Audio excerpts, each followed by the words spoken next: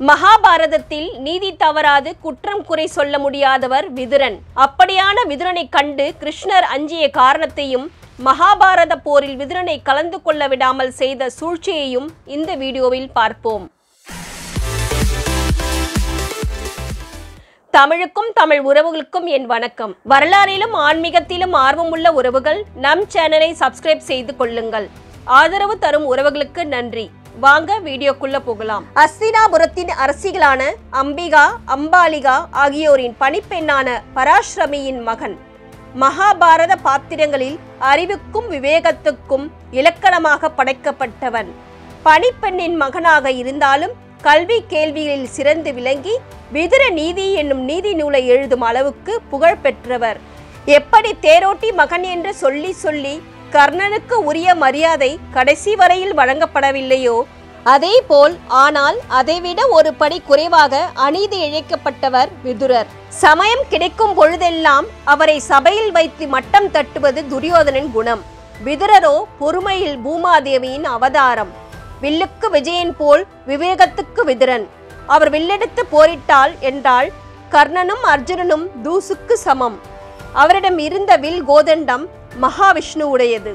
விதுரருக்கு எதிராக கிருஷ்ணர் செய்த சூழ்ச்சியை பார்க்கலாம். மகாபாரதத்தில் வரும் ஒரு முக்கிய நிகழ்வு. பாண்டவர்களுக்குரிய பாகத்தை துரியோதனன் தர மறுத்தான். அதனால் பாண்டவர்கள் தங்களுக்கு சேர வேண்டிய பாதி ராஜ்யத்தை சண்டை சச்சரவு ஏதுமில்லாமல் அமைதியான முறையில் வாங்கி தருமாறு கண்ணபிரானை துரியோதனிடம் தூது அனுப்பினார்கள். பகவான் அஸ்தினாபுரம் சென்றார். சுற்றுமுற்றும் பார்த்தார். துரியோதனன் அரண்மனையில் இருந்து யாராவது வேவு பார்க்கிறார்களா என்று நோட்டமிட்டார். ஆமாம், அந்த வேலை ரகசியமாக நடந்து கொண்டிருந்தது. திருப்தியுடன் தலையை ஆட்டிக்கொண்டு விதுரன் மாளிகைக்கு தங்குவதற்காக சென்று விட்டார். துரியோதனன் மாளிகை பக்கம் அவர் திரும்பி கூட பார்க்கவில்லை. விதுரன் மாளிகைக்குள் நுழையும் போது கடைக்கண்ணால் அந்த மாளிகையின் அருகில் இருந்த சந்து ஒன்றிலிருந்து ஒருவன் நைசாக நழுவி துரியோதனன் மாளிகைக்கு செல்வதைக் கண்டு துளி கூட ஆச்சரியப்படவில்லை கிருஷ்ணர். ஏனென்றால் விதுரனின் மாளிகைக்கு வந்ததே சூழ்ச்சிக்காகத்தானே. எல்லாம் தாம் எண்ணியது போலவே நடப்பது கண்டு புன்னகை பூத்து கொண்டார். விதுரர் மாளிகைக்கு கண்ணபிரான் தங்குவதற்காக சென்றதில் விஷயம் உண்டு. விதுரன் தனது சிறந்த பக்தன் என்ற காரணம் மட்டுமில்லை, ஏன் பீஷ்மரும் சிறந்த பக்தர்தான். அவருடைய மாளிகையிலும் தங்கலாமே. பீஷ்மரையும் துரியோதனையும் தவிர்த்துவிட்டு விதுரர் மாளிகையை தேர்ந்தெடுத்ததில் ராஜதந்திரம் இருக்கிறது. கண்ணபிரானை கண்ட விதுரர் மகிழ்ச்சியில் திக்குமுக்காடி போனார். தன் மாளிகையில் கண்ணபிரான் திருவடி பட தான் எத்தனை ஜென்மமாய் புண்ணியம் செய்தேனோ என்று மகிழ்ந்து அவருக்கு பற்பல உபசாரங்கள் செய்து புண்ணியம் தேடிக்கொண்டார் விதுரர். மறுநாள் ராஜசபையில் எல்லோரும் கூடியிருக்கையில் துரியோதனன் சினத்துடன் ஏதோ உரிமையபடி நின்று கொண்டிருந்தான். பாண்டவர்களுக்காக தூது வந்திருந்த கண்ணபிரானும் அவருடன் விதுரரும் உள்ளே நுழைந்தபோது துரியோதனன் ஆவேசம் வந்தவன் போல் விதுரரை ஏக வசனத்தில் அழைத்து கண்டபடி திட்டினான். தனது சிறிய பிதாவாகிய விதுரரை இப்படி ராஜசபையில் பலர் முன்னிலையில் இப்படி திட்டுகிறோமே என்று துளி கூட கவலைப்படவில்லை துரியோதனன். ஆத்திரம் அவன் அறிவை அந்தளவு அப்படி மறைத்திருந்தது. நமது ஜென்ம பகைவர்களிடமிருந்து தூது வந்திருக்கும் ஒரு இடையனுக்கு நீ எப்படி விருந்து படைத்து உன் மாளிகையில் தங்க வைப்பாய்?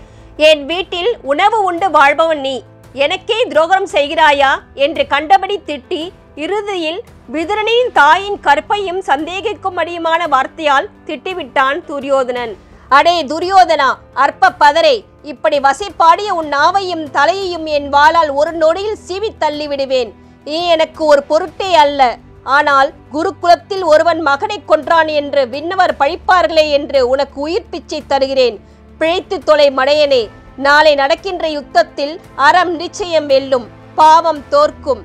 நீ அறவழி என்றால் என்ன என்பதே தெரியாத முழு மூடன். உன்னுடன் செஞ்சோற்று கடனை கழிக்கவாவது நான் நின்று போரிட்டாலும் இறுதியில் பாண்டவரே வெல்வார்கள். ஆனாலும் நீ என்ன சொல்வாய்? நான் பட்சாபத்துடன் போர் புரிந்ததாய் பழி கூறுவாய். ஆதலால் என்னுடைய இந்த மகத்தான வில்லை இதோ முறித்து எறிகிறேன். நீ உயிருடன் இருக்கும் வரை இந்த அஸ்தினாபுரத்திலேயே இருக்க மாட்டேன். தீர்த்த யாத்திரை செல்வேன் என்று கூறி தனது மகிமை பொருந்திய வில்லை 2 துண்டுகளாக வெட்டி போட்டுவிட்டு சபையை விட்டு சென்று விடுகிறார் விதுரர். விதுரர் வைத்திருந்த வில் விஷ்ணுவின் வில். கோதண்டம் எனப்படும் அந்த வில்லை எவராலும் வெல்ல முடியாது. அர்ஜுனன் கையில் உள்ள வில் பிரம்மாவுடையது. காண்டீபம் என்பது அதன் பெயர். போர் என்று வந்து விதுரர் கோதண்டத்துடன் வந்து நின்று விட்டால் ஆளானப்பட்ட அர்ஜுனனால் கூட தன் வில்லான காண்டீபம் கொண்டு அவரை வெல்ல முடியாது. இதனை அறிந்திருந்த கண்ணபிரான் தான் விதுரர் மாளிகையில் தங்கி துரியோதனனுக்கு சினமூட்டி அவனை அப்படி பேச வைத்து விதுரர் வில்லை முறிக்க வைத்து விட்டார். இதுவும் பாண்டவர்களுடைய வெற்றிக்கு ஒரு காரணமாக அமைந்து விட்டது. விதுரரை கண்டு கிருஷ்ணர் ஏன் அஞ்சினார் என்பதையும் கிருஷ்ணர் செய்த சூழ்ச்சியையும் முழுவதுமாக தெரிந்து கொண்டீர்கள். மேலும் மகாபாரதத்தில் நடந்த சுவாரஸ்யமான தகவல்கள் உங்களுக்கு தெரிய வேண்டும் என்றால் கமெண்ட் பண்ணுங்க. நம் வீடியோ எப்படி இருந்தது என்பதை பற்றியும் எங்களுக்கு சொல்லுங்க. லைக் பண்ணி ஷேர் பண்ணுங்க. நன்றி, வணக்கம்.